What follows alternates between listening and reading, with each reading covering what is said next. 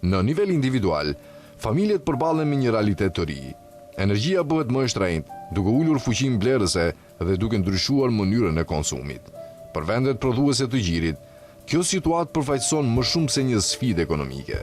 Ajo vë në pikpyetje rolin e tyre si furnizues të qëndrueshëm të energjisë në botë. Çdo ndërprerje në eksport, çdo dëmtim infrastrukturor dhe çdo rritje e kostove të sigurisë dëmton jo vetëm prodhimin, por edhe besimin e tregjeve ndërkombëtare. Për pjesën tjetër të botës, pasojat janë të qarta.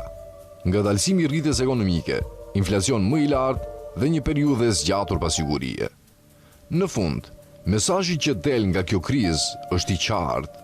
Tregu global i energjisë është më i brishtë se sa mendohej, dhe ndërsa sistemi mund të përshtatet ndaj tronditjeve të përkohshme, ai përballet me kufizime të forta kur goditet në pikat e tij më kritike.